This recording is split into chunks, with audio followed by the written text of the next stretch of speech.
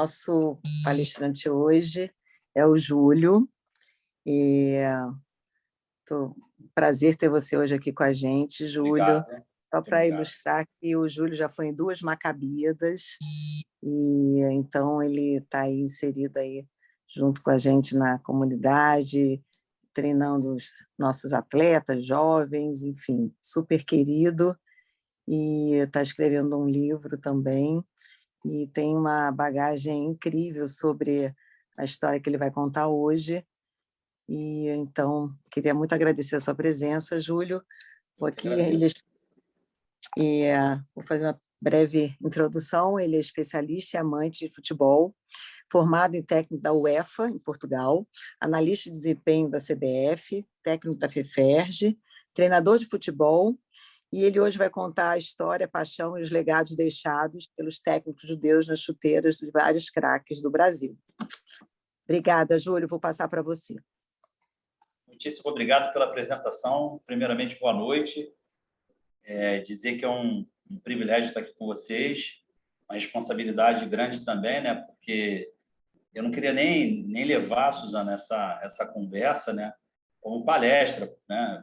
Eu acho que pode ser realmente um bate-papo, né, uma troca, né? E como a Suzana já me apresentou, eu tenho 40 anos, meu nome é Júlio Neres, trabalho com futebol há 10 anos. A minha história com o futebol não foi muito diferente de muitos brasileiros, né? Onde eu tive a oportunidade de jogar na base, e chegou um momento que eu precisava decidir ou continuar tentando ou estudar. Eu preferi estudar. Então, sou formado em marketing, trabalhei muitos anos na área comercial, Toyota, Fiat, Ford e algumas outras empresas, mas não estava contente, não estava feliz. Bem posicionado socialmente, mas ainda não tinha achado meu propósito, vamos dizer assim, né? E aí, há 10 anos atrás, eu retorno para o futebol. Não sei se vocês estão me ouvindo bem, está todo mundo ouvindo bem, né? Sim. Ótimo. Então, eu volto para o futebol, volto para o Fluminense. O Fluminense me abre as portas e eu tenho um carinho especial pelo Fluminense. E faço um estágio no Fluminense de 8 meses. Saio do Fluminense e vou treinar o Nova Iguaçu Futebol Clube, que é um dos primeiros clubes formadores aqui do Rio de Janeiro. Depois, vou para Cabo Friense, que é um time de Cabo Frio, né? E minha última experiência dentro do campo foi como coordenador técnico do Paris Saint-Germain Academy, em Salvador, na Bahia. Tendo dito isso, é importante colocar também que a comunidade judaica surge no futebol há 4 anos atrás, quando eu sou convidado pela Confederação Brasileira Maccabi para ser o coordenador técnico da preparação para o México, né, em 2019. Só que minha história com os judeus, ela começou muito tempo atrás. Muito tempo atrás, por quê? Porque eu vou contar um pedaço, depois eu vou para onde eu quero dizer. Há 10 anos atrás, eu conheci o Dudu Cooperman, que é um empresário, um agente de futebol, né, aqui do Rio de Janeiro. Mas antes do Dudu, quando eu era adolescente, por volta de 17, 16, 18 anos ali, eu sou protestante, eu sou batista, né? A minha formação, né, cristã, religiosa, vamos dizer assim. E a gente sempre foi sempre foi incentivado a orar por Israel e pelos judeus, né, como nação santa, nação, povo escolhido de Deus. Então, eu lembro que na minha adolescência eu ia para Nossa Senhora de Copacabana, no consulado de Israel, pegar alguns panfletos, né?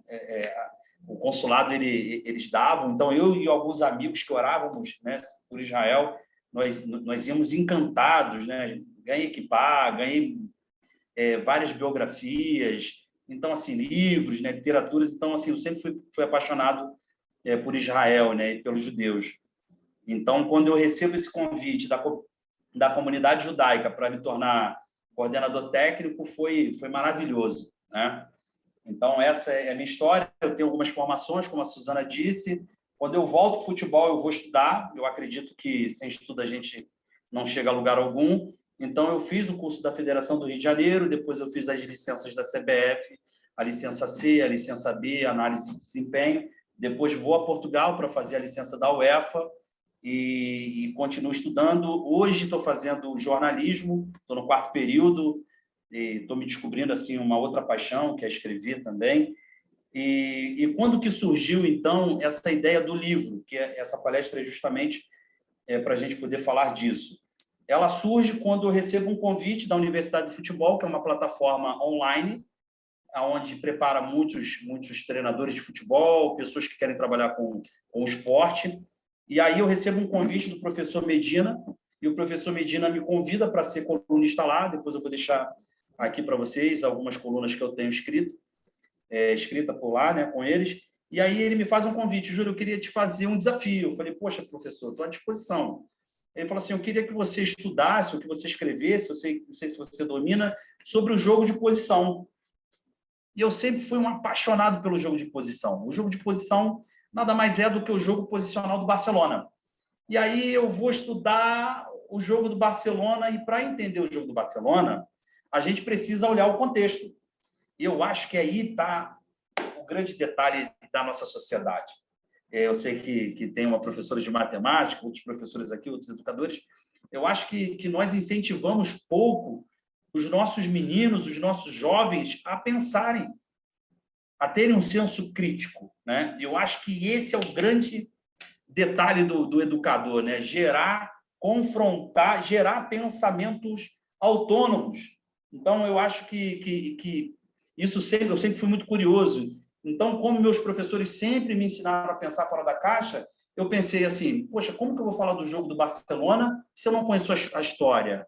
Então, vai aqui uma lição para a gente, talvez a primeira reflexão, da gente não comer tudo que colocam na nossa mesa para comer, da gente se perguntar muito, se questionar muito, e foram esses questionamentos que me fizeram chegar a lindas histórias, né? E quando eu vou estudar o início do jogo de posição, eu descubro que tem dois judeus que participaram diretamente numa revolução tática do futebol. Então, isso foi incrível para mim. Antes da gente falar a respeito eu mostrar minha apresentação para vocês e falar desses judeus, eu gostaria de passar um vídeo para vocês rapidamente, para vocês entenderem o que é o jogo de posição, para ficar de forma didática mesmo, né, esse bate-papo. Então, eu vou passar um vídeo, o vídeo é curto, mas para vocês entenderem, eu acho que esse vídeo do jogo do Barcelona fala muito o que é essa apresentação hoje, tá bom? Então, vamos lá. Vocês estão vendo a tela? Sim. Ótimo.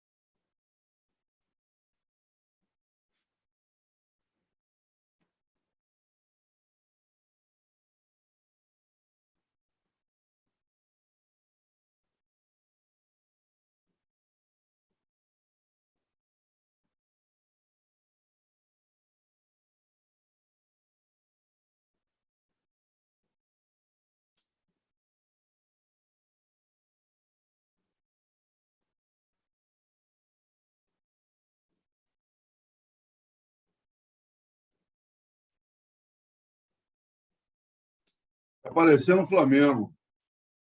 De 2019. Boa observação.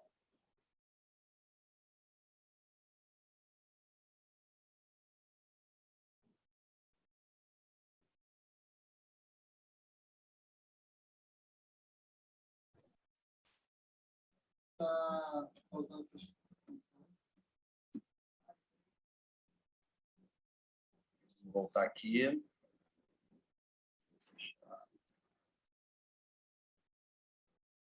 Só voltar aqui.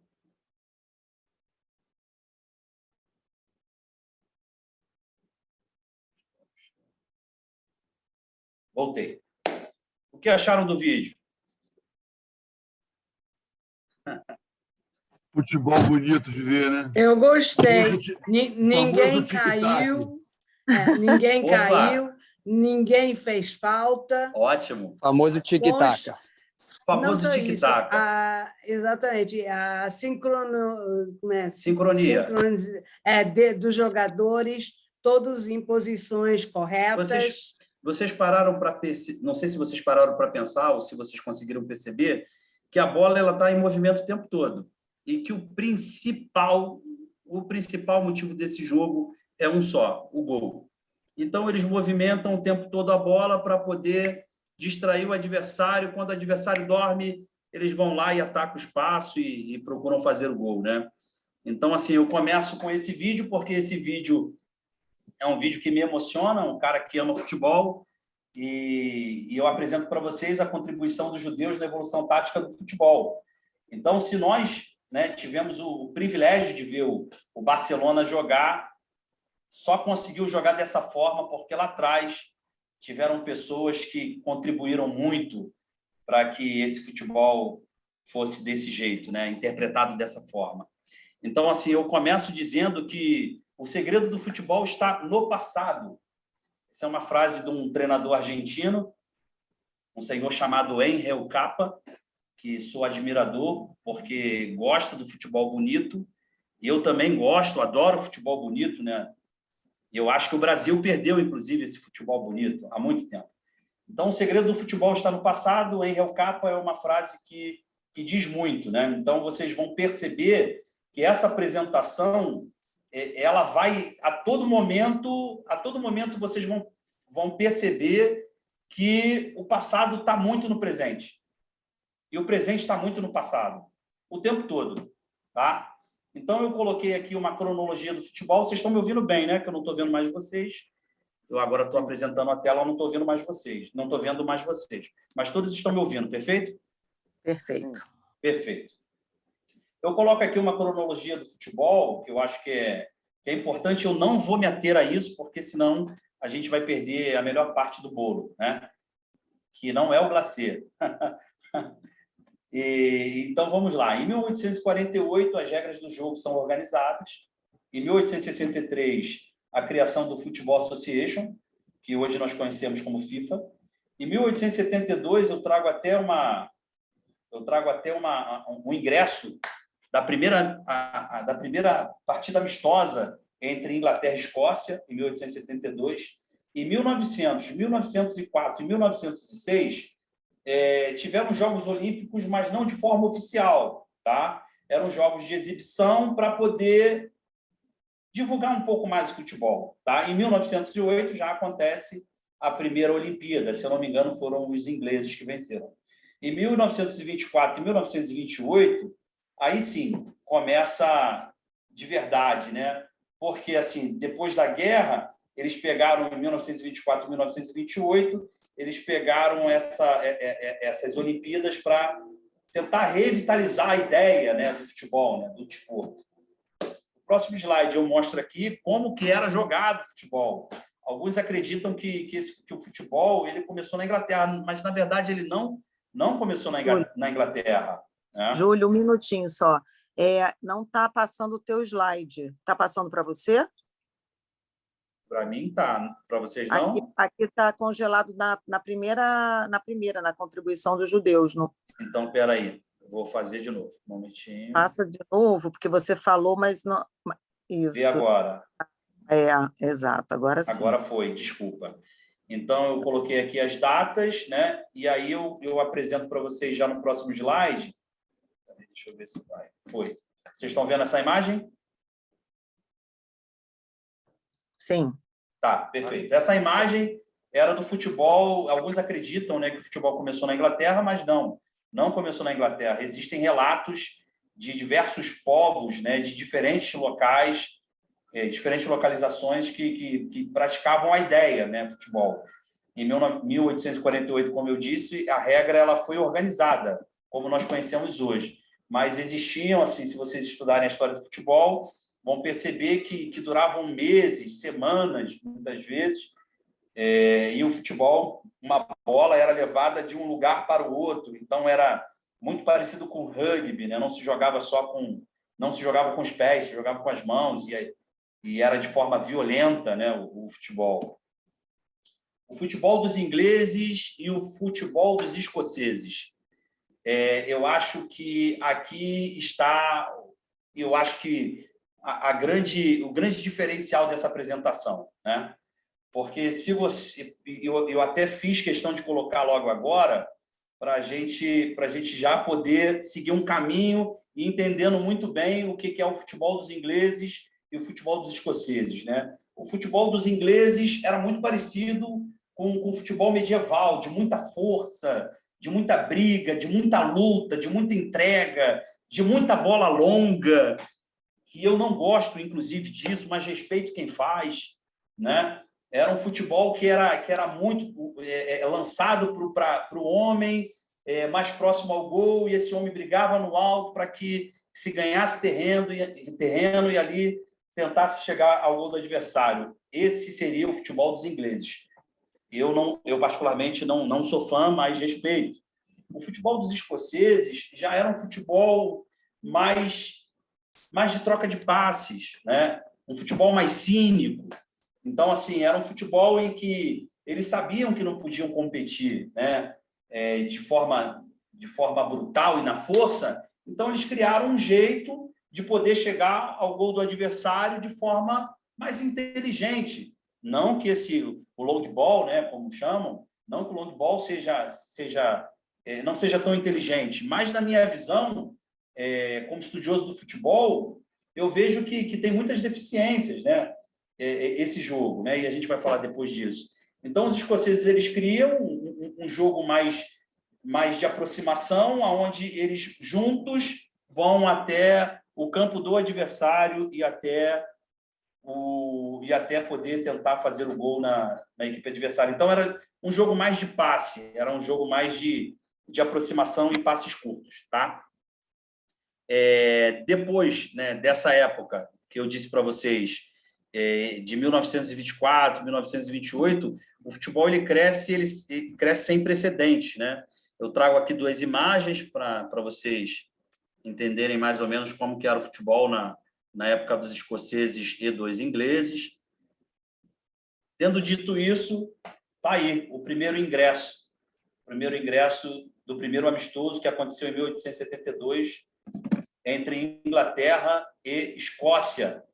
E havia uma guerra, assim, a história é muito longa, eu não vou me prender muito aqui, que a gente quer falar dos personagens, mas assim, havia uma disputa muito grande entre os ingleses e entre os escoceses, né? E que, na verdade, naquela época, não podia se pagar para jogar.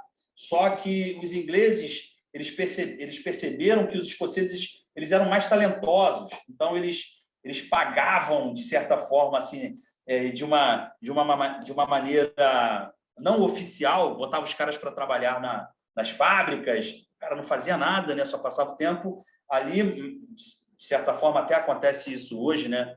De uma forma ilegal, né? Quando um clube europeu quer levar um jogador de menor idade, é porque a FIFA proíbe, né? Isso, só com 18 anos. E aí oferece trabalho para o pai, um trabalho que não existe, né? Um trabalho fictício só para levar um menino para lá. Então, isso já é antigo, inclusive, né? Então, assim, o jogador ele era convidado para trabalhar nas fábricas e, por muito tempo, o Football Association tentou bloquear isso, mas acabou que não conseguiu, se expandiu. Falando especificamente, né, do futebol, de como ele começou a se organizar tanto na Escócia quanto na Inglaterra, a Inglaterra ela se profissionalizou primeiro, tá certo? E nessa profissionalização, o futebol ele começou precisou ser reinventado, tá certo? Inclusive, eu aconselho, quem tiver curiosidade de conhecer, eu tenho ele em PDF, tá? Posso enviar. É um livro chamado Pirâmide Invertida. Sensacional. Um livro que conta a história da evolução tática do futebol. Não fala dos judeus, tá? Isso é uma invenção minha, entre aspas, tá certo? Uma homenagem para vocês. Então, assim, o futebol ele precisava ser organizado. Então, esse senhor que eu estou mostrando para vocês aqui, chamado Herbert Chapman, ele é considerado como o pai da tática. Por que ele é considerado como o pai da tática? Porque ele começou a treinar e a ensinar os seus jogadores por posição e função. Função ficou mais evidente no futuro, mas, assim, posição, esse cara foi o inventor das posições no futebol, né? Se a gente, de uma forma tática, né? O que cada um tinha que fazer quando tinha bola, quando não tinha bola. Então, esse cara aqui era um grande estudioso chamado Herbert Chapman. Aqui é uma foto dele no estádio do Arsenal, né? Onde ele é adorado lá até hoje. A história dele é sensacional. Inclusive, a história dele, vocês estão vendo aí os slides, tá certo? Sim. Perfeito, tá. A história dele começa muito antes da década de 20, né? Ele teve a oportunidade de jogar e depois ele se torna treinador e não consegue muito sucesso, né? Até chegar ao Arsenal. Então, eu trouxe até um destaque do jornal que dizia o seguinte, né? O Arsenal Futebol Clube está aberto a receber propostas para a posição de treinador do time principal. Aí os requisitos eram: ele precisa ter experiência e possuir as melhores qualificações para o posto, requerendo-se tanto competência quanto grande personalidade. Então, o cara, além de competência, tinha que ter personalidade. E eu, como treinador, posso dizer isso de carteirinha. Se você tem competência, mas não tem personalidade, o vestiário ele te engole, né? Como a gente diz no futebol. E se você tem personalidade, mas não tem competência, o vestiário também te engole, porque o jogador ele é muito inteligente. Ele quer. Até aconteceu assim, sim. Infelizmente, a gente vai ter que citar nomes, mas assim, o Renato Gaúcho, por exemplo, ele foi muito criticado, inclusive pelos jogadores do Flamengo, porque os jogadores perguntavam algumas coisas, aí a gente está falando de competência, e ele não sabia responder, né? O jogador queria entender a movimentação que tinha que se fazer no campo, aquele treinamento estava sendo dado, e muitas vezes ele não sabia, não tinha muita informação para poder dar uma resposta, e o jogador ele entende isso, e melhor do que o jogador, a gente sabe também que a vida é assim, quando alguém pergunta alguma coisa para a gente e a gente não tem a resposta, se a gente tiver humildade de dizer que não sabe e vai procurar saber, é uma coisa, mas quando o cara, como o Renato, tem uma personalidade muito forte, acaba não aceitando muito esse tipo de conversa e por aí vai. Então, assim, era um cara que tinha muita personalidade, mas conhecimento que foi requerido não foi bem aceito lá no Flamengo por isso. É alguma das coisas que a gente sabe, né? Além disso, cavalheiros cuja capacidade para formar um bom time dependam do pagamento de pesadas e exorbitantes verbas de transferência não precisam se aplicar. Ou seja, o Arsenal queria fazer o bom, bonito e o barato. Então, eu trago até para vocês aqui como que Chapman ele formou o WM, né? Como ficou conhecido. Então, aqui está a forma que Chapman começou a movimentar, a organizar o futebol naquela época. Então, era um cara muito estudioso, ele organizou o jogo taticamente, gostava de ter a bola, assim como o jogo escocês, que eram de passes curtos, e a característica dos times que ele, né, dirigia, principalmente o Arsenal dessa época, era um time muito defensivo. Tendo dito isso, né, falando de Herbert Chapman, tem outro camarada, eles não são judeus, tá? Mas é importante para a gente entender. a gente vai acabar encontrando nessa história um senhor chamado, e esse senhor é a grande chave na minha concepção, é a grande chave da evolução tática do futebol, tá certo? Então, Jimmy Hogan era um jogador, tinha sido um jogador, né? Ele era inglês, tinha jogado por muito tempo na Inglaterra, depois foi para a Escócia para poder jogar e se apaixonou pelo jogo escocês. O jogo de passes curtos, de domínio do território, para depois atacar o adversário. Era um cara totalmente difícil. Ele era uma pessoa muito difícil, não? E ele tentava sempre melhorar os salários, mostrava um desejo fora do comum de evoluir pessoalmente. E há relatos que em uma partida após desviar de alguns marcadores e chutar a bola por cima do travessão, ele pergunta para o seu treinador se ele tinha feito alguma coisa de errado, se o pé estava na posição correta, se ele estava equilibrado ou se ele estava desequilibrado. Então, era um cara que queria saber muito mais daquilo que o apresentavam, não? Então, ele tinha muitas perguntas, muitas curiosidades. E esse senhor, chamado Jimmy Hogan, tá aí ele aí, ele começou depois que tem a oportunidade de jogar e começa a ser treinador. Na Inglaterra ele não teve muito sucesso na Inglaterra, certo?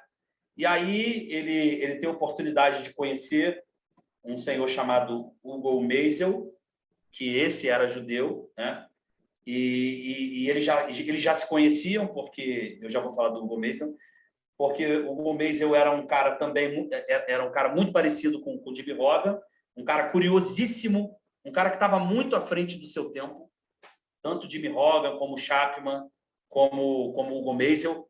E o Hugo Meisel faz um convite, né? Faz um convite para que Jimmy vá para a Áustria para poder trabalhar em alguns times, aonde o Hugo Meisel ele tinha trabalho da Federação de Futebol e futuramente eles trabalham junto na seleção. Então, essas figuras são importantes para a gente entender a história. Primeiro, vou voltar um pouquinho. Primeiro, Herbert Chapman, como o pai da tática, o cara que organiza o jogo. Depois, Jimmy Hogan, que é um cara que influenciou o jogo que chamam até hoje é conhecido pelos estudiosos como jogo danubiano. É o jogo que era em volta do Danúbio. Então, ali, Hungria, Áustria e alguns outros países ali, daquela região, tá certo?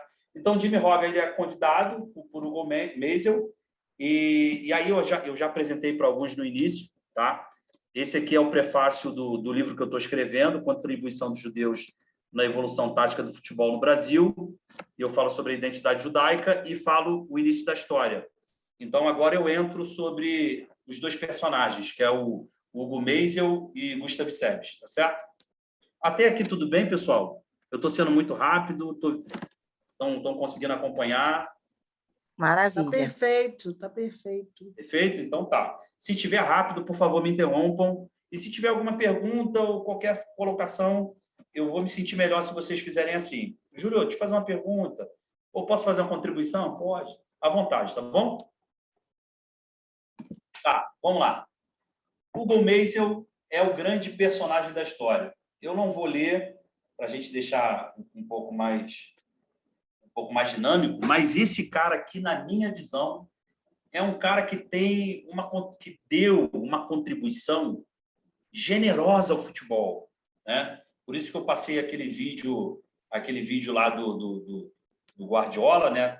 No Barcelona de 2011. Mas esse cara aqui é um cara que estava muito à frente do seu tempo, tá? Ele era judeu, ele era de família judia. Família é judia que se fala, né? Ou judaica? Judia. Judia. Ele era de família judia, obrigado, tá certo? E ele teve algumas oportunidades no esporte, tá certo?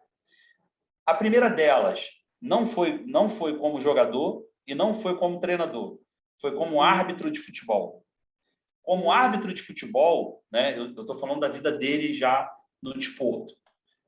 A vida dele no futebol começa como árbitro, onde ele tem a oportunidade de conhecer muitos pensadores de futebol daquela época. Tá? Vittorio Del Pozzo não está aqui, mas é um deles, né, um italiano.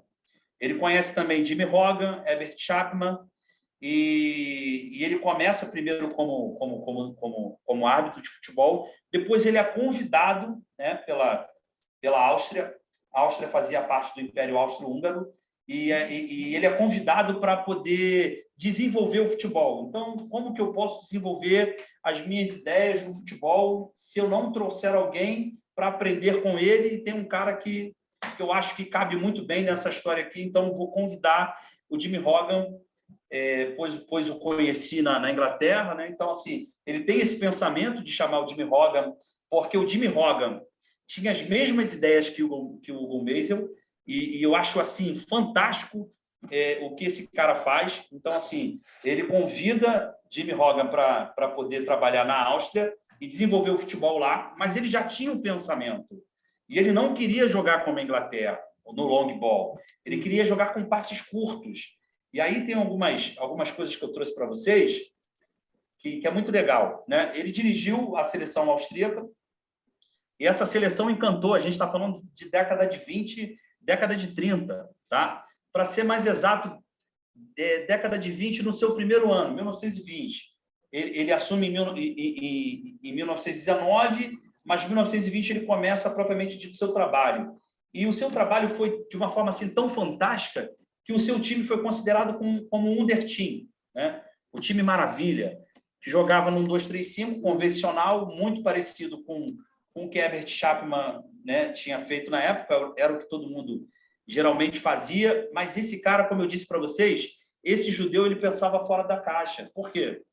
Porque, assim, ele tinha alguns princípios básicos do jogo escocês, que era troca de passes, que isso todo mundo fazia na época, que quem praticava o jogo escocês, tá certo? Mas ele implementa a mudança de posição. E a mudança de posição foi a grande sacada. Porque ele acreditava que, ao movimentar a bola, eu já estou movimentando meu adversário. Mas eu me movimentando, eu deixo o meu adversário sem referência. Então, assim, alguns acreditam que, inclusive, esse cara foi o que criou o futebol total, que foi visto lá na década de 70 com Rinus Mitchell, tá certo? Então, eu trouxe algumas frases, né? Na verdade, eu trago primeiro uma frase de Joseph Bica, que era um atacante. Inclusive, a história desse cara é sensacional. Dizem, né, alguns historiadores que ele fez 5.000 gols. Alguma coisa assim assustadora. A gente acha assustador o Pelé fazendo 1.200 e algumas coisas, e esse cara, diz alguns historiadores, que ele fez mais de 5.000 gols. Então, ele tem uma frase que eu acho muito legal, que é a seguinte: era um grande motivador e conseguia sempre fazer com que sua mensagem chegasse aos jogadores. Acreditava na posse de bola e no jogo criativo e imprevisível, superando o adversário. Era isto que o separava de todos os outros treinadores. Então, se você parar para pensar, talvez seja a primeira vez que alguém vai dizer que a gente tem que sair de uma caixa, e era isso que ele buscava realmente. Ele buscava sair da caixa porque a Inglaterra era a dona do jogo, né? Como chamavam naquela época, os donos da bola. Era a Inglaterra. Então, ele pensava, eu não posso conceber um jogo igual, eu preciso fazer um jogo diferente. E tem assim umas histórias muito legais. Eu convido vocês depois eu vou indicar algumas literaturas.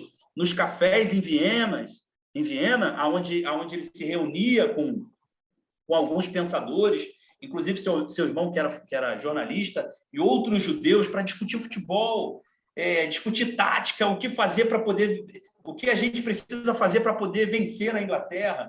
Então, esse cara, ele passa a ideia de que a gente precisa ter posse, no entanto, a gente precisa ter um jogo criativo e imprevisível. Será que a gente lembra de alguém? Eu queria até olhar para vocês agora. Eu lembrei de alguém. De quem Posso você falar? lembrou? Por favor. Do Garrincha. Poxa, sensacional. Essa história talvez é a que mais me toca. Por quê? Porque há muitos anos atrás, né, quando ele era vivo ainda, Aimoré Moreira, que foi um treinador da seleção brasileira, ele deu uma entrevista e foi sensacional. Ele disse assim: Garrincha, presta atenção, eu vou fazer o seguinte com você. Tem gente botafoguense? Tem botafoguense aqui? Tem. Tem? Opa! A estrela solitária que me conduz? Isso. Muito legal. Aimoré Moreira disse uma vez que pegou nos braços de Garrincha e disse o seguinte para ele: Garrincha, vamos fazer um combinado aqui? Você é muito rápido e eu preciso utilizar da sua velocidade. Então, toda vez que Didi Folha Seca pegar na bola, ele tem uma bola longa, muito boa. Ele vai colocar você numa posição para você entrar nas costas do zagueiro, de frente para o gol. Então, eu vou pedir para você, por gentileza, que assim que Didi receber a bola, eu quero que você faça um movimento para correr nas costas do adversário. Ele falou: sim, senhor professor, pode deixar, vou fazer. Aí, toda vez que Didi pegava a bola e apontava para fazer o lançamento, Garrincha ia, recebia a bola no espaço, esperava o adversário vir, driblava o adversário, ou dava o passe para o gol, fazia o gol. Aí o treinador falou: poxa, mas esse não foi o combinado. Aí o Garrincha disse: mas desse jeito que você quer fazer não é divertido. Então, assim, era a forma que ele via o jogo, né? Era a forma que ele gostava de fazer. Então, eu acho que essa história é bem legal, mas muito bem dito, né? Quem disse que lembrou do Garrincha foi Mireille, muito bem. Mas realmente lembra de nós brasileiros e dos sul-americanos, né? O jogo criativo. Então, eu vou voltar para a apresentação. Vamos lá. Agora pensem vocês aqui comigo se essa frase ela não está muito na moda. Olha só, essa frase é da década de 30, tá bom? Os 11 jogadores devem estar em constante movimento para impedir que o adversário adivinhe as suas intenções. Um defesa, um médio, que é um meio-campo, se tiverem oportunidade, devem avançar no terreno e surgir de surpresa na área adversária. Mas, nesse exato instante, é dever de um colega seu ocupar imediatamente a sua posição, resguardando assim o seu envolvimento no ataque, o Gulmeiser. Então, esse cara já pensava muito na frente. Se eu pegar essa frase e colocar aqui, apagar o nome dele e colocar Pepe Guardiola, com certeza as pessoas vão acreditar. Porque essa frase está na moda. Eu até tenho aqui alguns vídeos, mas eu acho que vai ficar muito longo, muito extenso. Mas, por exemplo, alguém citou o Jorge Jesus, que o jogo do Barcelona parecia com o Jorge Jesus. Em 2019, não sei se vocês lembram, mas o Flamengo tinha a sua dupla de zaga, o Pablo Mari e o seu Rodrigo Caio. E esses dois jogadores, quando recebiam a bola, e que esses jogadores não eram atacados, eles tinham a função de poder conduzir a bola o mais próximo... Alguém lembra disso? Alguém lembra? Eu, professor. Lembro. Eu quem disse? Eu, Beto, lembro. Beto. Então, Beto. Justamente. Então, Mauro também, hein? Mauro. Maureca está aí? Que legal, Mauro. Quem era Jorge Jesus, cara? Nunca ouvi falar nele, não. Jorge Jesus era um treinador... É um treinador, porque não morreu, né? É um treinador português. Marcinho não tumultua, Marcinho. Mas, enfim. Então, assim, esses caras, eles tinham essa função quando tinha a bola no time do Jorge Jesus, e as pessoas falavam assim: nossa, poxa, esse Jorge Jesus é bom, né, cara? Poxa, que legal, esse cara inventou o futebol. Mas lembram da frase lá no início? Que o futuro do futebol está no passado? Então, justamente, já se fazia isso no passado. Outra frase que eu adoro dele, que é justamente essa aqui. O meu sistema é não ter nenhum sistema. Inteligência, velocidade e surpresa são os fatores de sucesso. Outra que eu gosto dele. A melhor defesa é o ataque. Se você pesquisar rapidamente aí na internet, botar lá no YouTube, vocês vão encontrar um senhor chamado Van Gaal, que é um treinador holandês. Van Gaal já fala muito bem que o jogo holandês é baseado nessa frase. A melhor defesa é o ataque. O famoso o famoso marcação em linha alta. As pessoas, até brinco com... Eu tenho a oportunidade de trabalhar com os meninos do Colônia, né, que é o Open aqui do Rio de Janeiro, e a gente sempre gosta de marcar alto. E por que a gente gosta de marcar alto? Porque a melhor defesa é o ataque. Um dia, Cruyff disse que o seu primeiro defensor é o atacante. E o seu primeiro homem a construir é o seu goleiro, é um defesa. Então, assim, esses caras, eles tinham essa visão, mas essa visão não veio porque eles tinham uma mente muito criativa. É porque tinham homens que pensavam em futebol. E o Hugo é um homem, é um desses homens, um judeu que, na minha visão, faz uma revolução com o Der Team, que é a seleção austríaca. Aqui nessa foto, da esquerda para a direita, está Herbert Chapman, Hugo Meisel e o nosso amigo Jimmy Hogan. Alguma pergunta até aqui? Eu queria te dar uma contribuição aí sobre esse assunto. Posso? Deve. Eu tive na Áustria no final de 2019 e eu fui ao Museu Judaico de Viena, né? É um museu pequeno, intimista. Eu sou fanático por futebol também. E esse Hugo Meisel, ele foi treinador de um jogador que existe quase uma convicção que ele era judeu. Matias Sindelar. Exatamente. Eu acho ele está na minha apresentação. Ah, tá aí? Ah, tá. Segura. Porque esse cara talvez tenha sido o jogador judeu mais famoso da história do futebol, né? Mais ou menos. Tem outros. Mas esse é foi especial. Porque esse inclusive, era um cara que lutou contra o nazismo, né? Ele teve uma morte meio nebulosa, né? É Márcio que está falando, né? Sou eu. Márcio, você está pensando à frente do seu tempo também. Muito bom. Está pensando fora da Não, caixa. é que eu sou Não, é porque está na apresentação. Todo botafoguense entende futebol. Flamenguista não entende futebol. Entende de Começou, confusão. estava demorando. Mas é isso. Mas já que você vai falar do Sindelar, então, eu só queria contribuir aí com... Ele, inclusive, só para poder deixar uma água na boca aí do pessoal, ele é chamado de homem de papel. Sensacional. Muito bom, Márcio. Eu já vou falar dele. Vamos lá. Vamos lá. Então, o Hugo Meisel, treinador que revolucionou sua época, década de 30, juntamente com o Jimmy Hogan, tá? É importante que seja dito que ele não fez isso sozinho. Jimmy Hogan ajudou. Aqui está o seu esquema tático, tá? Ele jogava num 2-3-5 e se eu pegar aqui rapidamente, é que eu não fiz esse exercício, mas o Guardiola hoje, o Manchester City, joga dessa forma. Tá? Joga dessa maneira. Desse exato estilo. Aí as pessoas dizem, poxa, mas o Pep Guardiola é sensacional. O cara inventou o futebol. Não, ele não inventou o futebol.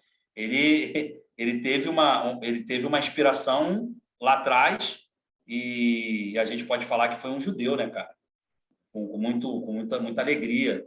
Foi um cara que desenvolveu isso aqui. Inclusive, aqui, não sei se você está conseguindo ver, Márcio, mas aqui não Estou vendo o Sindelar aí. O Sindelar aqui. Está vendo as setinhas dele aqui?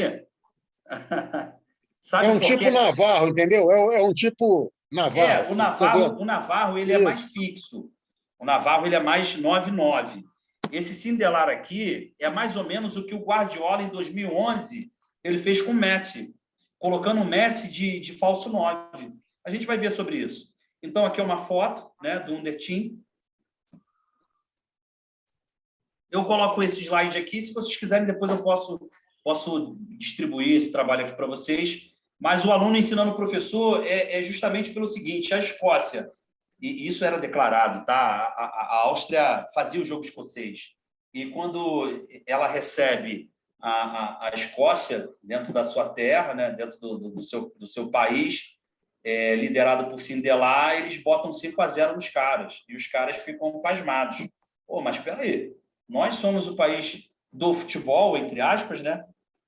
E como é que esses caras fazem isso com a gente? 5-0? Pô, não, tem alguma coisa errada. Então, assim, 5-0, depois eles participam de um torneio, 8 dias depois, e aí sim, o mundo começa a saber quem era o Der Team, né? A equipe maravilha. e eles dão goleada na Alemanha, goleiam também a Suíça, e também a Hungria sofre também na mão deles, e depois eles têm uma oportunidade de jogar na Inglaterra, e esse jogo na Inglaterra foi épico, porque esse senhor que a gente vai falar agora, Matias Sindelar, que é esse senhor aqui, é esse aqui que você estava falando, né, Márcio? Esse aí mesmo. Esse aqui mesmo. Esse senhor aqui, chamado Matias Sindelar, o homem de papel, ele foi considerado o primeiro falso 9 da história.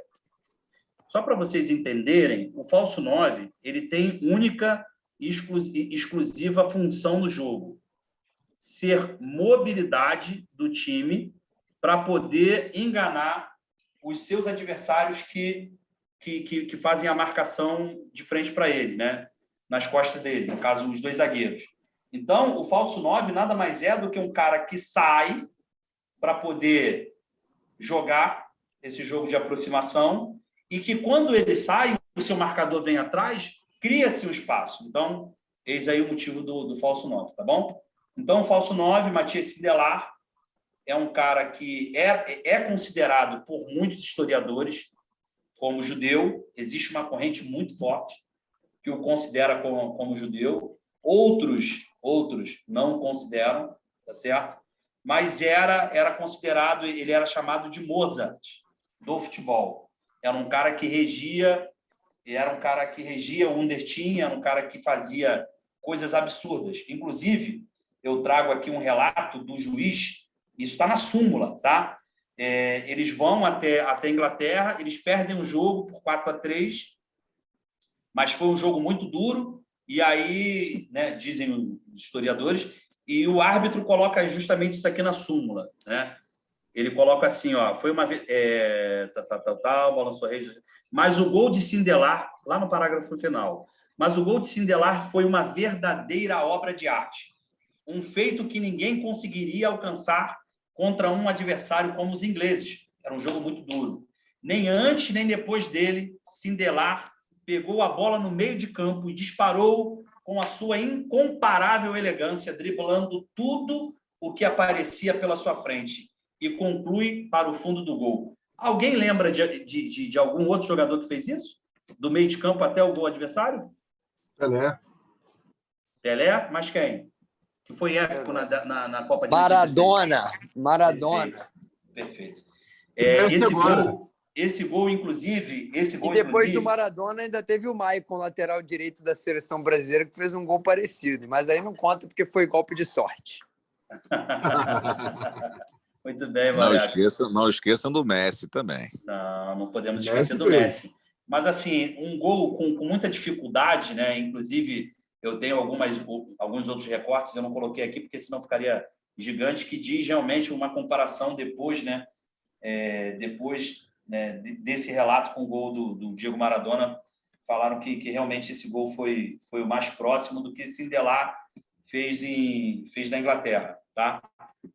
Um homem de papel desafia os nazistas. Esse cara, além de ser considerado um judeu, além de ser um bom jogador, um falso 9, um craque, um cara que era ambidestro, que finalizava bem com as duas pernas, era bom de cabeça, era velocista, era elegante, era um cara de muita coragem. Em 1938, quando o Hitler ele toma a Áustria, do Império Austro-Húngaro, ele faz o seguinte: olha, a partir de agora, Hungria, nós assumimos aqui, a partir de agora a Áustria é nossa, e a gente também está de olho na seleção de vocês, que tem bons jogadores, né? Inclusive, a gente quer que esses jogadores façam um torneio, um amistoso, e esse amistoso vai ser um marco para essa história, para essa nova história. Então, a gente quer fazer um amistoso contra vocês e depois a gente assume. Esses jogadores vêm jogar na seleção da Alemanha. Só que Sindelar não aceitou muito bem. Na verdade, não aceitou muito bem, não aceitou. Então, ele faz o jogo, inclusive foi ideia dele, né? Olha só, no terceiro parágrafo, a pedido de Sindelar, os austríacos equiparam de vermelho e branco as cores da bandeira nacional que acabara de desaparecer, ao invés da habitual camisola branca, da camisa branca e calções pretos, também normalmente utilizados pela Alemanha. E o mais interessante dessa história é que Sindelar ele faz um gol contra a Alemanha. E quando ele faz o gol, esse cara realmente é um cara que merece nossa atenção na história. Esse cara ele vai de frente do palanque, de onde estavam as autoridades de Hitler, e ele dança, ele comemora. E, inclusive, existe assim, algumas correntes que dizem que, por causa dessas duas decisões, a primeira, dele não querer jogar pela seleção alemã, e segundo, por dançar na frente do palco, onde estavam as autoridades nazistas, dizem que esse cara, de uma forma súbita, de uma forma repentina, de uma forma misteriosa, esse cara morre junto com a noiva dentro do seu apartamento, né? Mas é um cara que se posicionou muito, muito, muito mesmo contra os nazistas e acaba que ele não aceita, mas a gente não consegue, né, bater martelo que ele foi assassinado, mas é um cara que se posicionou. Além dele, é importante que se diga que Joseph Binkham, né, que era o amigo dele de ataque, ele também não aceita jogar. Ele não aceita de maneira alguma jogar pela seleção. E era o maior, junto com o Sindelar. Eram os maiores daquela seleção. E ele sai do país, vai jogar no Sparta Praga, inclusive, e faz nome lá. Por muitos anos, esse cara, por ter defendido os judeus, né, de não ter jogado, o Joseph Binkham não era judeu, mas por não ter jogado, não ter aceitado jogar pela seleção alemã, ele vai para Praga. Ele tinha um posicionamento muito forte pró-judeus, né, e defendia mesmo, e por conta disso, por muitos anos, esse cara ele foi esquecido. A história dele não era proibida se falar, a história desse cara. A história desse cara é sensacional. Esse cara também se posicionou muito contra os nazistas. E esse cara ele não foi muito bem visto, né, pelo governo de Praga na época, e por muito tempo ele viveu esquecido. Agora tem pouco tempo, talvez uns 20, 30 anos, ele foi reconhecido como o maior jogador do Slava Praga, certo? Vamos lá. Ao dizer, né, que Hitler ele invade a Áustria e toma a Áustria do Império Austro-Húngaro, tinha um inglês que não podia ficar lá, né, que era Jimmy Hogan. Tudo que a gente vê acontecer com a seleção, com o Underteam, né, Jimmy Hogan estava presente, né, ele teve participação. E ele tem uma participação agora, quando ele foge dos nazistas e ele vai para a Hungria, ele tem um papel fundamental. Por que ele tem um papel fundamental? Porque ele encontra justamente esse senhor, Gustav Sebes, que é também judeu e que, na minha visão, é o segundo homem a contribuir de forma generosa com o futebol. Generosíssima. Ele tem uma frase que diz o seguinte: quando temos a bola, atacamos juntos. Quando não a temos, defendemos juntos. Alguém lembra de alguma coisa aqui? Alguém que conhece futebol? Ou quem não conhece também, quer falar, por favor, pode ficar à vontade. Carrossel holandês. Poxa, sensacional. Quem falou? Eu, Márcio. Márcio. Muito bem, Márcio. Justamente isso, Márcio. Existem fontes, né, confiáveis que Rinus Michel, ele que foi treinador do Carrossel holandês, ele bebeu tanto na fonte de Hugo Meisel quanto também de Gustav Sebes. Olha só, cara. E aí, se a gente continuar descendo o rio, eu posso rapidamente fazer essa colocação? Se a gente conseguir descer o rio, a gente vai perceber que Rinus Michel, ele vai e acaba influenciando outra pessoa, Johan Cruyff.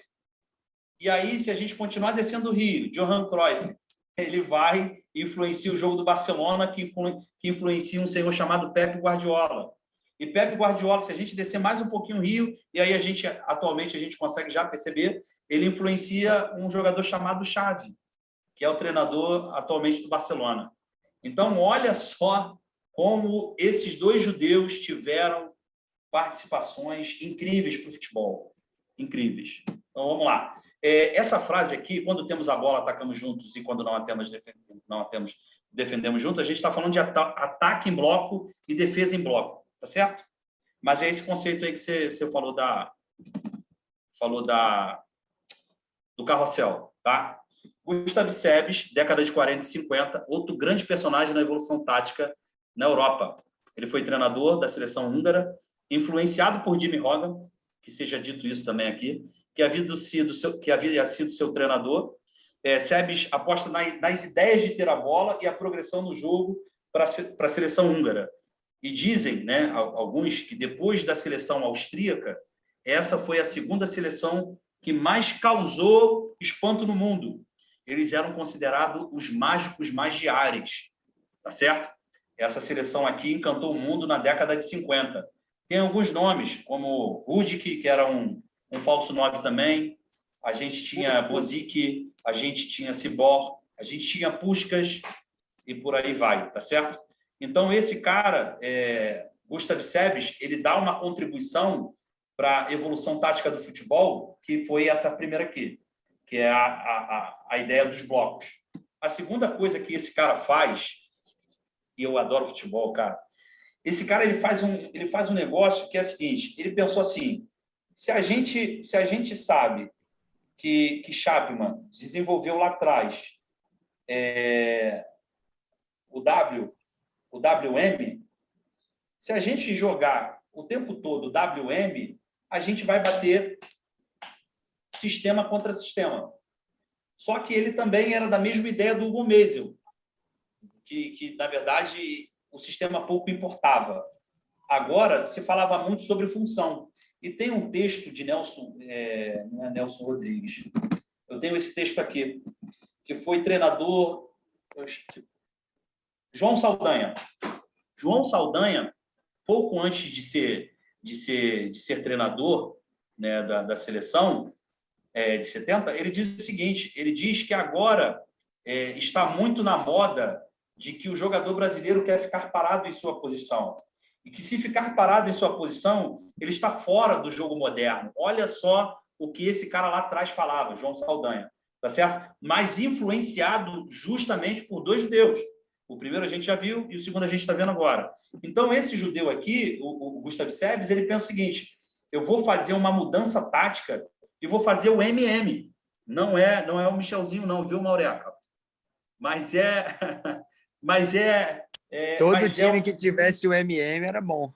Era bom. Então, ele faz o seguinte, agora, além de atacar em bloco e defender em bloco, esse cara diz o seguinte, as movimentações eram constantes em trocas de posições, funções, que bate muito com aquele pensamento que eu já apresentei para vocês, que se alguém sair de sua posição para fazer qualquer outra, o companheiro mais que foi tomado, o que perdeu a sua posição, função, ele acaba fazendo isso. Se a gente olhar, se eu não me engano, 4 anos atrás, o nosso amigo Pep Guardiola, ele assume o Bayern de Munique. E o Bayern de Munique teve também 2 judeus que revolucionaram lá, a Alemanha, tá certo? Isso é uma outra história. Mas um dia ele foi questionado porque ele colocou um volante na zaga, né? O Javier Martínez, um espanhol, e falaram para ele assim, poxa, mas você colocou um volante na zaga? Pô, será que você não está tentando inventar muito o futebol? Ele disse, não, na verdade, todos os meus jogadores eles são incentivados a entender as posições e funções de cada companheiro. Então, ele sabe muito bem o que ele precisa fazer.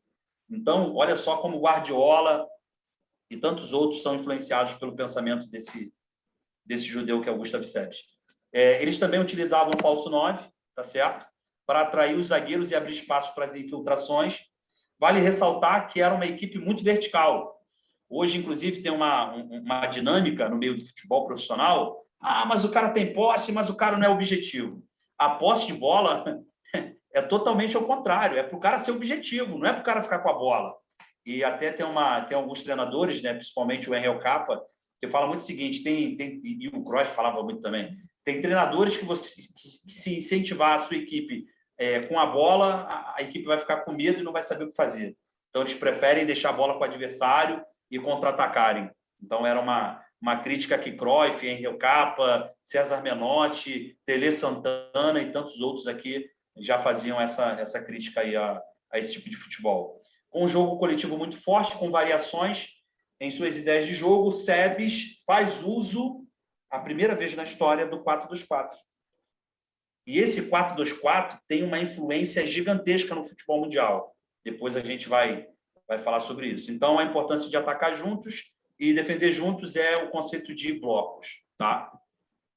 Aqui o famoso 4-2-4, a imagem de cima quando a equipe estava defendendo e a outra quando a equipe estava atacando. Tá? Então, tem as duas formas. Perfeito? Vamos lá. Tendo dito isso, né, que a Hungria ela faz a Copa de 54, embora não seja a campeã, ela encanta o mundo. E é sobre isso até que eu queria fazer uma pausa, desculpa, antes da gente continuar. A gente está com tempo ou o nosso tempo está apertado, Suzana? Não, estamos com tempo. Tá. E eu quero fazer uma ressalva, e é uma reflexão, na verdade, né? Que é a seguinte, né?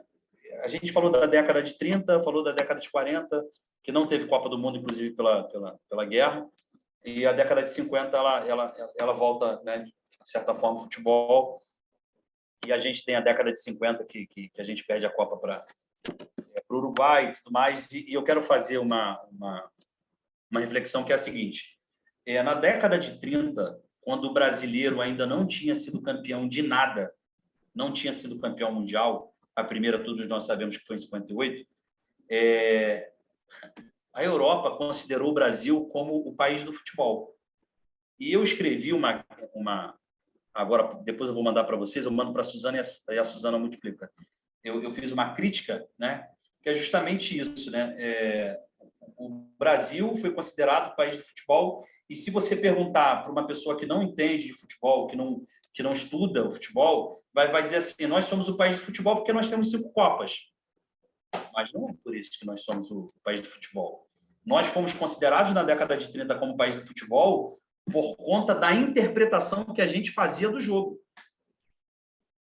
A forma criativa, que já foi dito aqui, que nós já falamos, né? A forma criativa, o improviso, a arte, o jogo bonito. Então, o brasileiro, o país do futebol, o Brasil, foi considerado como país do futebol por conta da sua interpretação dada ao jogo, e não por conta dos seus sucessos, né? E aqui está justamente uma coisa que eu gosto muito de falar, né? Tem muita gente que acha que sucesso e êxito são as mesmas coisas. E o Osasunha vai dizer o seguinte, numa explicação de sucesso e êxito, que eu adoro, ele vai dizer o seguinte, que se você, por exemplo, pegar uma banda famosa, na época ele colocou, tadinho, ele colocou Calypso, que era uma febre, né? A Joelma do Calypso e tal, ele falou assim: isso que eles estão fazendo é sucesso. Mas se você parar para pensar que Camões já está morto há muitos anos e Camões teve êxito na sua obra, né? Porque ela não morre, ela continua, ela está aí, ela sobrevive. Então, assim, eu acho que o futebol tem muito essa questão. Eu sou educador do futebol, trabalho com isso e vejo muito isso na base, na formação. Poxa, você ter sucesso é você jogar na seleção brasileira. Você ter sucesso é você... né? As pessoas acham que o sucesso é de você dirigir uma grande seleção ou você ser um jogador de uma grande equipe. Então, acho que está muito, muito misturado as coisas, né? Tem gente que vai trabalhar a vida toda e não vai ser rico. Será que ele não teve sucesso? Mas ele conseguiu criar sua família, conseguiu deixar princípios e valores no coração dos seus filhos, ou ele alcançou êxito. Então, eu acho que essa reflexão é muito importante para que a gente faça, né? Então, assim, acho fantástico o Osasunha dizer isso e quis falar justamente isso, porque hoje o futebol, ele tá, na minha visão, ele está morrendo, o futebol, por conta de muitas coisas. Uma delas é justamente isso, né? onde o dinheiro entrou de uma forma no futebol, onde o jogador só quer ganhar dinheiro, onde a família do jogador só quer ganhar dinheiro, e se não ganhar dinheiro não tá bom, mas, poxa, nem todo jogador vai ganhar 50 mil. A maioria deles ganha 3, 4, 5 no máximo. Então, é uma coisa que a gente precisa colocar, né? Eu, como educador, falo muito isso, né? Na época, quando eu trabalhei na formação, dizia muito isso. Então, eu acho que essa colocação é importante para a gente entender a nossa essência. A nossa essência não é por causa dos títulos que a gente possui, mas é por conta daquilo que a gente traz dentro da gente. Então, eu acho que é muito por aí. Quem quiser falar alguma coisa, por favor, até eu agradecer para eu tomar uma água e vou falar do próximo personagem. Eu acho que, se você me permite, Por favor. é que essas estrelas, elas sozinhas não ganham. É o conjunto.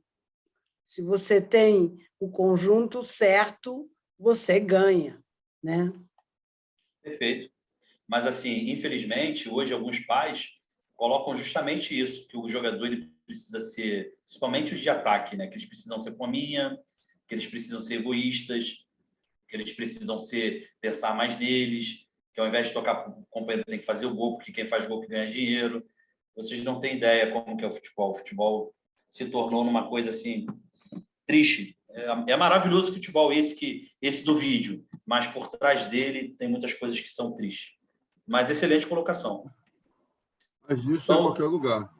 Isso em perfeito. qualquer lugar. Perfeito. Entendeu? Infelizmente, o futebol, principalmente no Brasil, quando a gente vê o futebol é arrimo de família de muita gente. O pai quer que a criança vire arrimo de família e quer que a criança tenha destaque de alguma forma. Qual o nome do senhor? Não tenha inteligência. Beto.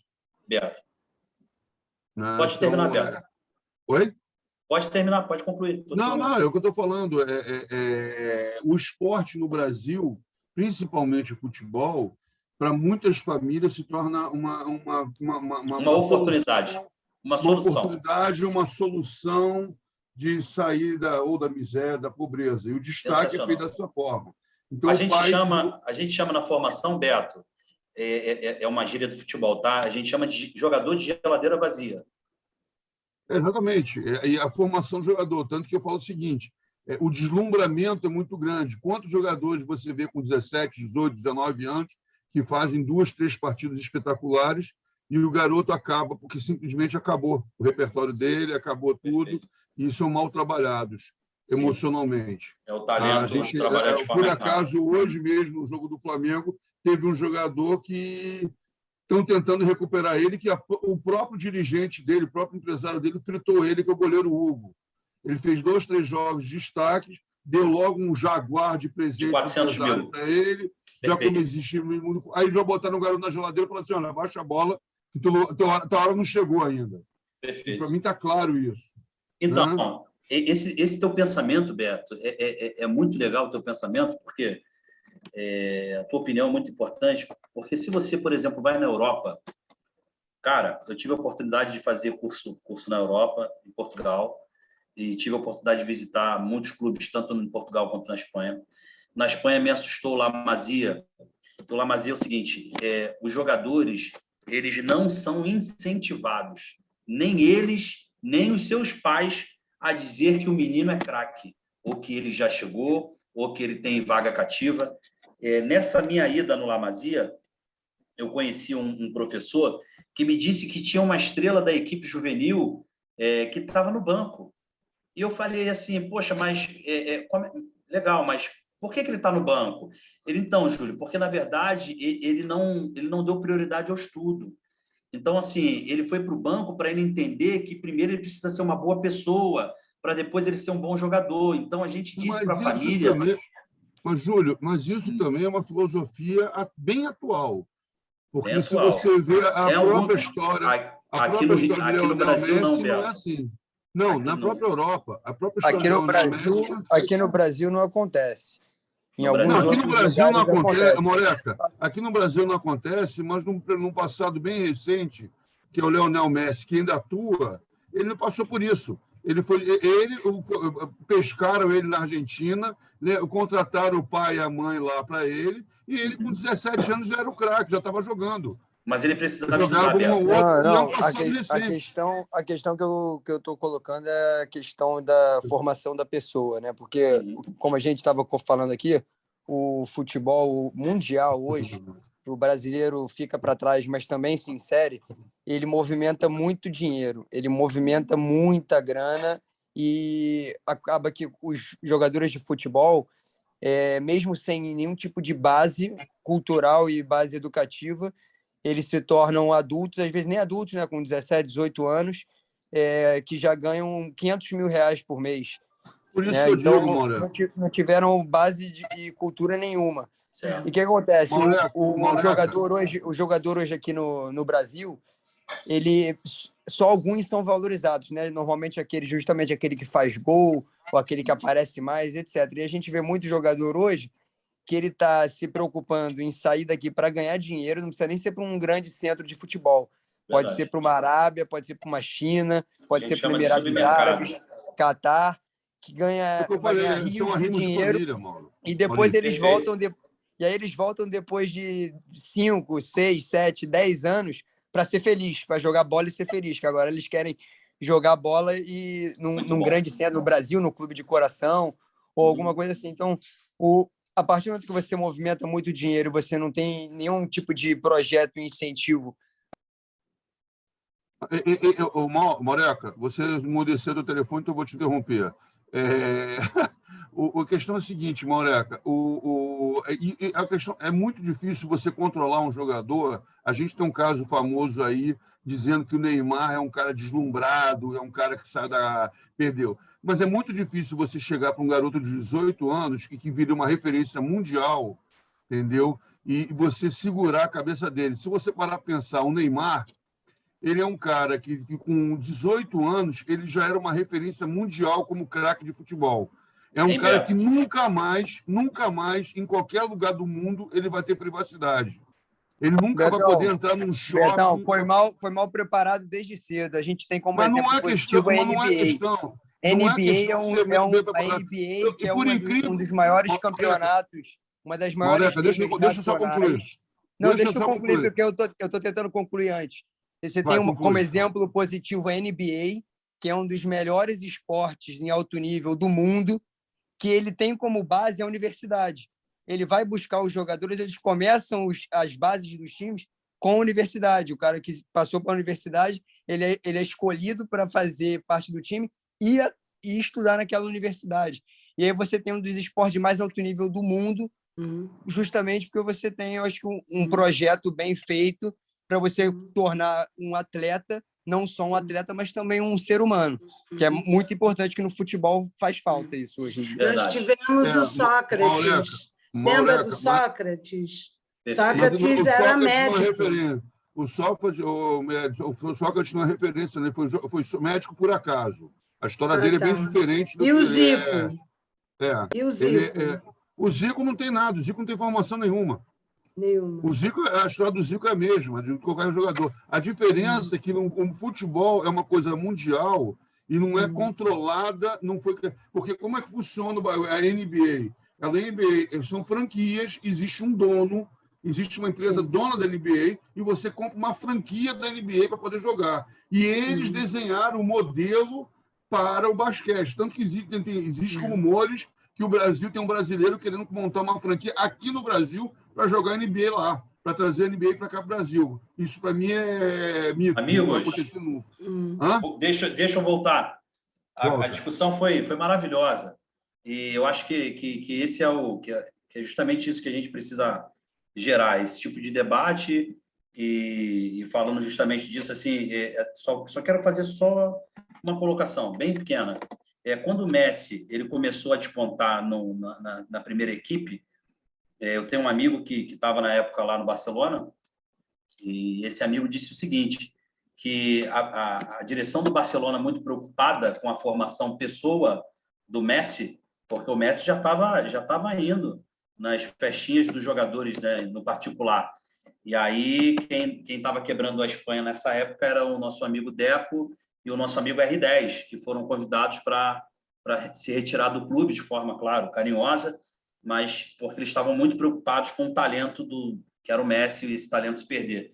Então, assim, eu acho que a Europa não tem como comparar em nível cultural com o Brasil, são muitos desafios, né? Mas eu digo para vocês de carteirinha que esse nível cultural acaba facilitando o jogo, né?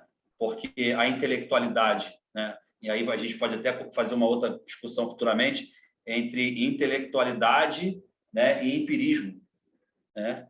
Eu acho que é uma boa discussão, porque lá os caras, por exemplo, não têm o talento que tem um brasileiro, um sul-americano, mas os caras treinam muito até eles alcançarem um nível aceitável, né? Mas, assim, deixa eu voltar para a apresentação. Obrigado aí pela contribuição de todos vocês. E eu volto justamente para a apresentação para a gente poder falar de um senhor, né, chamado Bela Gutmann. Esse talvez mais conhecido, né? Vocês estão conseguindo ver a tela? Oi? Tá todo mundo vendo, né? Tá. Sim. Bela Gutmann é um judeu especial, e eu não falei do Dori e não falei também do Nicolas Ladani, que vieram antes do Bela Gutmann para o Brasil, e eu prometo para vocês que se vocês quiserem, claro, se não estiverem exaustos dessa pessoa que vos fala, de marcar uma outra oportunidade para a gente falar especificamente da contribuição desses caras aqui no Brasil. Eu acho que é bem legal. Não tem só esses dois, tem outros personagens. Mas, por exemplo, o Bela Gutmann, eu fiz questão de colocar porque é um cara que, na minha visão, incendiou, de certa forma, o futebol mundial, né? E o Brasil está dentro disso, né? Bela Gutmann, eu acho que eu risquei aqui sem querer, pessoal, a apresentação. Bela Gutmann, ele é um judeu, nascido em Budapeste. Os pais eram bailarinos, inclusive ele, entre 16 e 17 anos, era também professor de dança, viu, Maureca? Bem parecido contigo aí. Ajuda muito dentro do campo. Que está envolvido. Não, mas ajuda mesmo a ser o motor. Então, assim, ele faz uma escolha muito contra gosto do seu pai e de sua mãe, e ele se enfia no futebol, né? Primeiramente como jogador, e ele foi jogador do Akoa Viena por muitos anos. E o Akoa Viena é interessante, muito interessante, inclusive, porque foi fundado por judeus. Totalmente. Porque, assim, as pessoas falam muito da perseguição de Hitler, né? Mas antes da perseguição de Hitler, mesmo o antissemitismo que está aí, né? sempre esteve. Então, eles formavam ilhas, né? Os judeus, comunidades países dentro de países, né?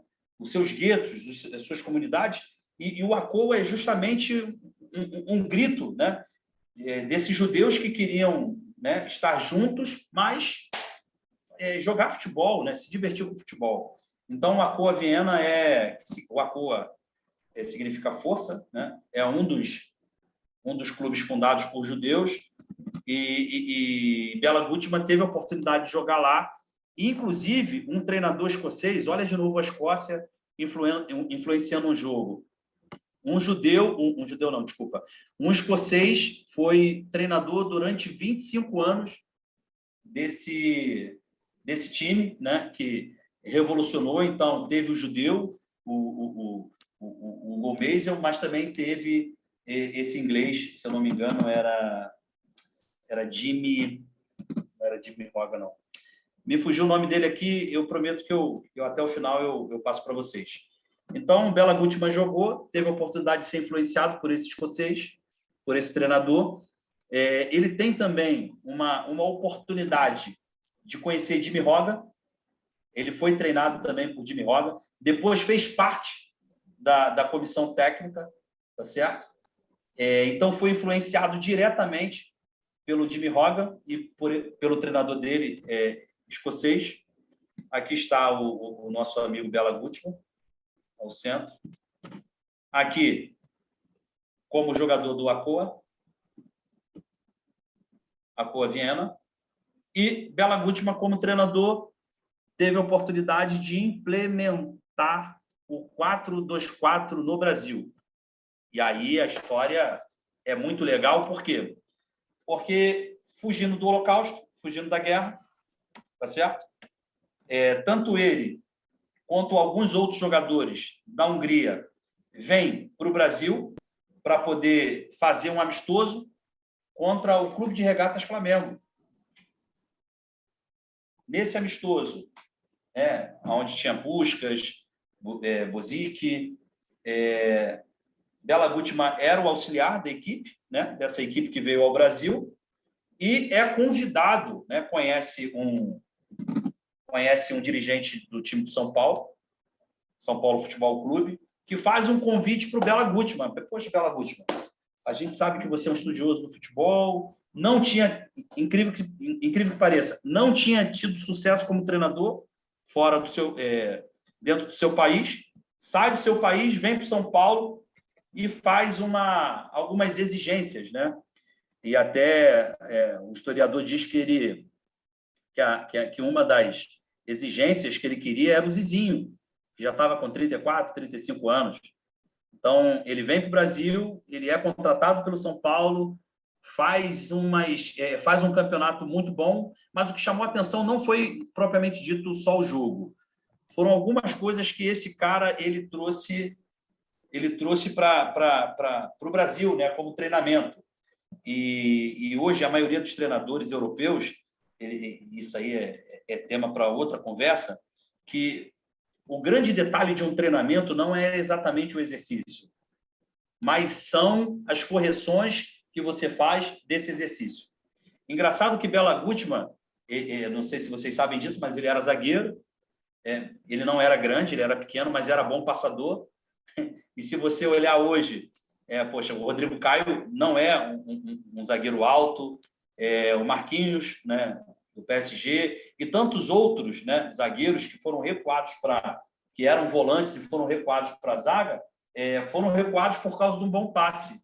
E Bela Gutmann sempre disse isso, que o seu construtor precisava ter bom passe. Então, Bela Gutmann ele vem para o Brasil e ele faz muitas correções, ele pega a bola e mostra. Eu gosto de uma frase que diz: o que eu vejo, eu não lembro, o que eu ouço, eu esqueço, mas o que eu faço, eu aprendo. Então, assim, ele mostra para o cara como fazer, ele deixa o cara fazer e ele corrige o cara fazendo. Então, a importância que esse cara teve ao trazer esse tipo de método para o Brasil, né, de treinamento. Um treinamento metodológico onde hoje é chamado de sistêmico, né? Mas que existe a correção. Então, assim, trouxe até algumas coisas. Gutmann dava ênfase aos trabalhos táticos. Esses trabalhos táticos, só para vocês saberem, Guardiola, os treinadores italianos que gostam muito, chamam de automatismos. O que seria o automatismo? Só para a gente poder entender. É o 10 contra 0. A bola sai no goleiro, o goleiro toca a bola para o lateral, o zagueiro abre aqui, recebe a bola, aí o meia vem, recebe, aí o lateral já vai, até chegar no gol adversário. Então, é o 10 contra 0 que se fazia muito. Com a bola, sem a bola está no lateral, quem pega a lateral, quem faz a cobertura. Então, inclusive, esses métodos que ele trouxe para o Brasil, a imprensa achou ridículo. Achou ridículo. Pô, o que esse cara está tentando fazer? Está tentando inventar o futebol. Mas isso até hoje, tá? Quando a gente procura sair da caixinha e quer fazer alguma coisa nova, alguma coisa que seja para poder abrilhantar, para poder fazer crescer, como as pessoas olham assim, pô, esse cara está inventando. Esse cara está inventando. Foi o que disseram do Jorge Jesus. Né? Quando o Jorge Jesus vem para cá, Jorge Jesus fazia muito isso também, o 10 contra 0. Ele fazia muito trabalho tático, vem para o Brasil, começa a ganhar, e as pessoas começam a tentar desmerecer o Jorge Jesus. Esse cara aí, pô, só faz isso porque tem uma equipe de 200 milhões. E por aí vai. Ele tinha um problema com a língua, então ele mostrava ao jogador, até o historiador até coloca pá, pá, pum, como que ele queria que esse passe tinha que ser mais rápido, né? Então, ele pegava a velocidade da bola. Engraçado que tem um livro escrito por Martín Peranó, que é um espanhol, contando uma biografia do Barcelona, que na época, quando o Pep Guardiola estava lá em 2011, às vezes ele parava assim, né, fechava os olhos, ficava só ouvindo os rondos, né, o famoso bobinho, o passe dos jogadores, né, e ele gostava de ouvir para ver se estava na velocidade correta. Enfim, são os caras que acreditam no seu método e defendem, e levam isso para a vida. Então, assim, ele mostrava como o jogador ele tinha que fazer algumas coisas. Ele implementou o treinamento de goleiros, que não existia no Brasil, viu? Não existia. Bela Gutmann foi um cara que contribuiu com isso. Alguns métodos de treinamento que eu já disse para vocês, e trouxe o 4-2-4, que era do Gustav Sebes, né? O treinador húngaro.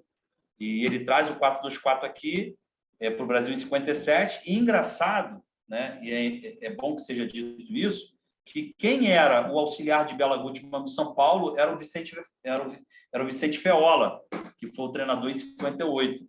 E ali Feola aprendeu como jogar o 4-2-4, que depois, inclusive, esse 4-2-4, ele se torna, inclusive, eu não tenho aqui a imagem do 4-2-4, inclusive ele se torna um grande influenciador, o jogo 4-2-4, o sistema da seleção de 62 também. Só que tinha um detalhe, né? 58, a ideia foi construída pelo Bela Gutmann junto com o Feola. Em 57, Feola aprende o método, faz em 58, Feola participa de toda a preparação, mas por motivo de doença ele não é o treinador de 62, né, que é a Aimoré Moreira, mas que também estava sendo muito influenciado, os jogadores eram influenciados pelo 4-2-4, e aí Zagallo diz, inclusive, que ele tinha uma função com bola e sem bola, e ali alguns acreditam que estava começando a surgir o 4-3-3. Então, olha só o que esses caras trouxeram de contribuição. Então, Bela Gutmann, ele contribui com a seleção, com as ideias da seleção de 58, de 62, e muitos acreditam também que a seleção de 70, com o Zagallo, foi muito influenciada pelo Bela Gutmann, que tinha sido o treinador de São Paulo, e que tinha como auxiliar o Feola, e o Feola foi o grande desenvolvedor da ideia 4-2-4. Então, só para a gente poder fazer um fechamento, grandes judeus na contribuição tática do futebol, primeiro na tática mundial, como eu já disse para vocês, começando com o Hugo Meisel, depois Gustav Sebes, e, por último, não menos importante, Bela Gutmann, que deu uma contribuição incrível para que a seleção brasileira pudesse ser campeã. E até então, não sei se vocês sabem, até então a seleção só tinha em 50 um vice-campeonato, mas as participações da seleção não era muito interessante, não ia muito longe, né? A não ser 50. E depois que esse judeu vem e ensina um método 4-2-4, o WM, para o Feola, e com a capacidade do jogo interpretativo que tem o brasileiro, e coloca as suas ideias, a sua criatividade, ele acaba conseguindo 2 campeonatos aí, em 58 e 62, de forma maravilhosa. Então, eu gostaria de agradecer, peço desculpa pelo tempo, eu acho que fui bastante aí, né? Eu acho que eu passei um pouquinho, mas eu agradeço, obrigado pela atenção. Espero que eu ainda estou terminando, né? Mas espero que todos possam ter esse exemplar que estou fazendo com muito carinho, uma homenagem aos meus amigos judeus, e estou à disposição para aquilo que vocês precisarem. Muito obrigado. Obrigada pela aula maravilhosa. Até quem não entende de futebol hoje teve uma aula e a gente conseguiu aprender, né? Muito bom. Não sei se alguém quer fazer alguma pergunta ou fazer algum comentário. Eu estou com a mãozinha levantada. Sim, com certeza. Bela. Pode falar. Posso falar? Por favor. Primeiro de tudo, Júlio, quero dar os parabéns. Gostei muito da tua palestra. E Eu assisti a um documentário chamado Marcas d'Água. Vocês ouviram falar? E ele fala justamente sobre esse clube, a COA. E foi um clube que ele foi criado justamente por causa do antissemitismo, como você falou, que eles não deixavam os judeus participarem de nenhum grupo, de nenhum clube, né? Então, eles formaram esse clube só de judeus. E esse time de futebol do ACOA, quer dizer, o filme mesmo é sobre umas nadadoras do clube, tá? Que eles vão encontrar. É muito lindo, que se vocês tiverem a oportunidade de assistir, chama Marcas d'Água. Então, esses rapazes, né, eles formaram um time muito forte. Inclusive, eles jogaram em vários lugares e eles ganhavam, eles foram campeões. E depois os países gostaram tanto deles que eles foram contratados, né? Então, como é que você falou o nome dele agora que eu esqueci? Quer dizer, você... Bela Gutmann. Qual foi o destino dele? Mas esse clube de futebol do ACOA era um clube muitíssimo forte. Agora, se vocês tiverem a oportunidade de assistir a esse documentário, ele é muito lindo, porque ele, quer dizer, fala sobre depois eles desmancharam o clube, né? E ele se dedicou à natação feminina. Então, foi um grupo de mulheres, meninas. E nesse filme elas se encontram para nadar naquela piscina onde elas nadavam lá em Viana. O filme é muito lindo, lindo. Aí a história de cada uma. Obrigada, gostei muito da palestra. Me fez lembrar desse documentário que é muito lindo. Pela contribuição. Ver, tá bom? Qual o nome da senhora? Bela Kogut. Bela. Engraçado, dona Bela, só para a senhora saber, existem outros times também, tá? que tiveram participações na construção, né? O Ajax foi um time que teve uma contribuição muito grande dos judeus. O Tottenham da Inglaterra também teve uma contribuição muito bacana dos judeus. Aqui na Argentina, o Atalanta é um time argentino também, teve o Bayern de Munique também teve. Então, achei que a Atalanta era da Itália. Também tem. Mas achei legal que ele acabou vindo aqui para o Brasil. Sim, né? Sim. Desculpa, Maureca, a Atalanta é da Itália. Eu acho que é Atlanta, se eu não estou enganado, na Argentina. Tá certo? Obrigado, viu, dona Bela? Tá bom. Parabéns. Obrigado. Bela, muito obrigada pela sua participação. Suzana, tem mais alguma pergunta? Acho que todos participaram aqui. Super. Maureca. Só para agradecer e dar parabéns aí para o Júlio. A apresentação foi excelente para quem gosta de futebol e para quem não gosta.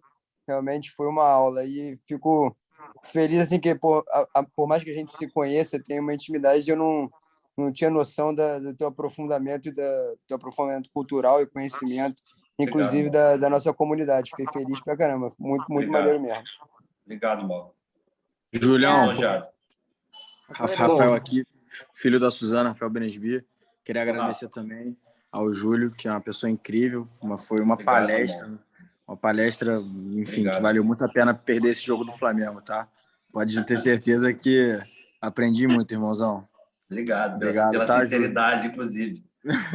Perdi esse jogo do Flamengo sem o menor remorso. Não, te agradeço, irmão. Obrigado pela atenção. Bom, Suzana, hoje eu assumo aqui a posição do Moisés, tá certo? Isso, Márcio, por favor. Então, hoje... Deixa o Júlio encerrar antes de dar o agradecimento. Passar para o Júlio aí, se você quiser fazer suas últimas palavras aí, eu queria te agradecer em nome aqui do grupo organizador, tá certo? Nós somos um grupo de 5 pessoas que organiza essas segundas intenções, e quando a Suzana trouxe esse tema para ser debatido, eu fui o mais entusiasmado de todos, porque, primeiro, eu adoro futebol. E você realmente superou minhas expectativas. Sofre, coitado, mas sofre. O judeu, todo judeu devia ser Botafogo, porque a gente tem muito ponto em contato com o povo judeu, entendeu? Inclusive a estrela, né? nós sofremos, mas a gente se mantém fiel à nossa fé. A estrela não é de Davi, mas é uma... Pois é. Olha, Então, eu queria não, te agradecer em nome do grupo e deixar o microfone aberto aí para você. Tá. Então, assim, eu queria agradecer a atenção, né? Você ficar sentado ouvindo uma pessoa durante talvez 2 horas. 2 horas não, quase 2 horas, né? Não é fácil, para mim é um desafio, eu estava muito nervoso. Não sei se vocês perceberam, mas se perceberam, peço desculpas por alguma falha, algum erro que tenha acontecido. Mas eu quero deixar, assim, no meu agradecimento, uma reflexão. Embora eu não seja judeu, né, e tenha um carinho especial pela comunidade judaica, eu acho que as pessoas que lutam contra os judeus, né, os antissemitas, essas pessoas que divulgam e promovem o ódio, elas querem mais que a gente fique em silêncio. Então, vocês se organizarem, né, até uma data muito, muito especial, né, que foi Hanukkah, e vocês se reunirem nas segundas de intenções para gerar debate e aumentar o senso crítico de vocês para pensarem em todos os assuntos relacionados à sociedade, eu vejo isso de uma forma muito bacana, de uma forma assim, muito à frente do seu tempo. Por quê? Pode ser simples para algumas pessoas, mas todas as vezes que a gente debate ideias e não pessoas, a gente cresce. E a gente prova que o antissemitismo, ele, por maior que esteja no mundo, nós somos maior do que eles, porque nós não aceitamos ficar calados. Então, eu não sou judeu, mas vocês podem ter certeza que, enquanto eu tiver voz e tiver oportunidade de falar do que eu mais amo, que é o futebol, e poder, até digo isso no livro, né? Já está até escrito esse capítulo, que o que mais os opressores querem é o silêncio. E quando a gente não se silencia e levanta a nossa bandeira, mais forte fica a nossa causa. Então, eu gostaria de parabenizar todos vocês por essa segundas intenções, que é incrível essa oportunidade. Muito obrigado pelo convite. Estou à disposição sempre que vocês precisarem. Obrigado. Antes que o Márcio fale, eu tenho uma pergunta aqui, um pedido aqui do Matheus, que está pedindo aqui no chat se tem algum canal que você bota o seu trabalho, expõe o seu trabalho. Não tenho. Eu tenho o meu Instagram. Assim, vamos lá. Eu tenho um Instagram fake, né, que foi criado na pandemia e foi desse Instagram que surgiram muitas ideias, né, inclusive o convite da Universidade de Futebol para ser colunista lá. Eu não sei se eu consigo anotar aqui, mas é Bola, Tempo, Espaço, Homem. São as 4 referências do jogo. Bola, ponto, tempo, ponto, espaço, ponto, homem. Que são as 4 referências do jogo. Ali, nesse Instagram, eu falo um pouquinho a respeito das minhas ideias com relação ao jogo. Eu falo, inclusive, de algumas histórias dos judeus. Tem algumas outras histórias, né? E eu acho que ali pode ser que consiga acompanhar. Deixa eu só ver se eu consigo...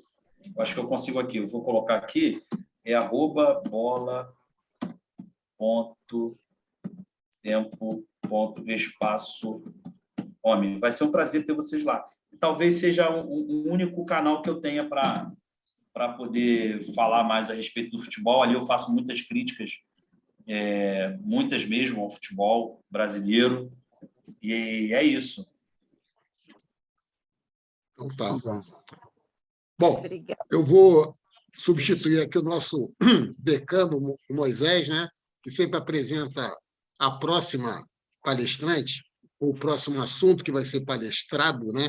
E eu vou, nossa próxima palestra vai ser sobre os Itaquites, Musterabes, Coxim, Chupetas e Ameríndios. Vocês sabem o que é isso? Eu também não sei. Mas, com certeza, no final da próxima palestra, nós vamos saber quem eles são.